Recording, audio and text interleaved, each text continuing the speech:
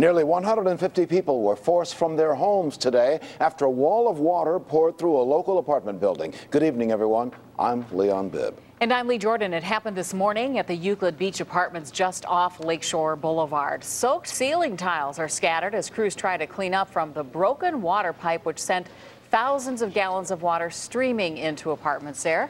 Lorna Barrett is live on 5 outside that building. And Lorna, I imagine it might be some time before people can get back into their apartments. That's right, Lee. It's going to be a few more days before residents can return because repairs still have to be made to the broken water pipe and to 2 elevators. If I had fishing gear with that, I would have went fishing. I had to do the backstroke to get out of my apartment. That's how residents of the Euclid Beach Garden Apartments describe the scene after a water pipe, which is part of the sprinkler or fire protection system, burst this morning on the 7th floor. There was water all in our carpet. The water flooded everything from the 7th floor down, including 2 elevators, which are crucial because many elderly residents live here. At one point, over 500 gallons a minute were flooding the building. Everyone had to be evacuated because there was no heat, no lights, no power.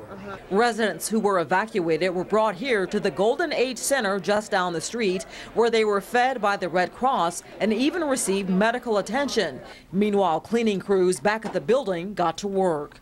Yeah, we extract all the water. We set up drying equipment and just let it do its thing. But evacuees learned it will take several more days to repair the broken water pipe and the elevators. But right now, officials don't know what caused the water pipe to burst. Live in Cleveland, Lorna Barrett, News Channel 5.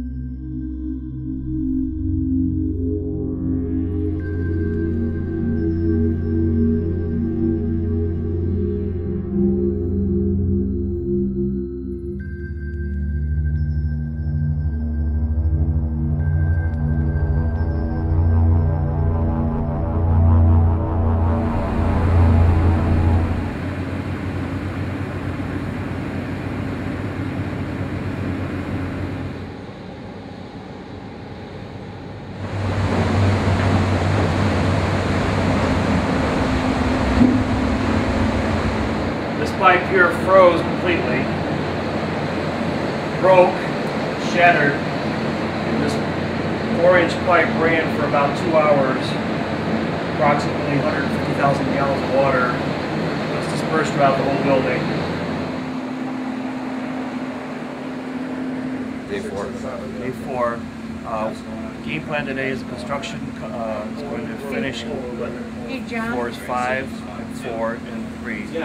Cleaning crews are going to start at 7 and work their ways down 7, 6, 5, 4. Cleaning crews are going to wipe down, clean all the rooms, put all the contents back, make the beds, close the door behind them. It wasn't hard. The rooms will be done.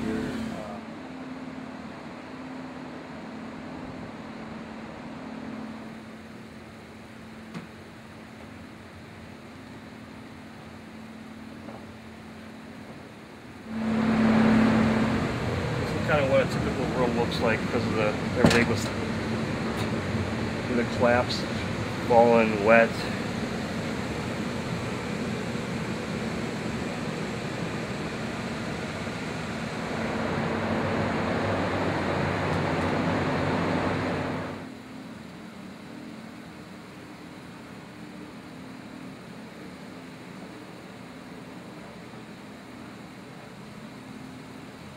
Some equipment on 6 still running for the hallway only. 5 I haven't done, drywall, cleanup. 4, they're mudding, so I'll get into those. 2 and 3, there's 3 rooms on 2 and I think maybe 4 on 3 that I've put blue tape on the door, which signifies don't pull equipment out of there. Other than that, it's done, dry, pull it all. Get us some shot back out.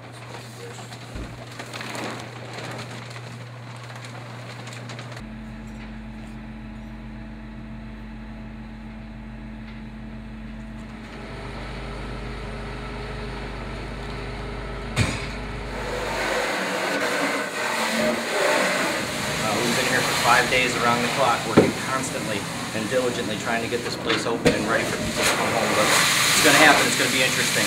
On that note, got to get back to work. All right, we've got some good news. We're ready to go back to the building. We said Monday. Today is Monday, and we are ready to go back. And I appreciate that. And also, it's not often when you can find good partners. We found a great partner in this disaster, ServiceMaster, and I'd like to bring up in a few minutes Ed and Enzo, who are going to talk a little bit about what they've done in the building and what are some of the things, the steps that they've taken to make sure that when you get back to the building that you're as comfortable as you can be.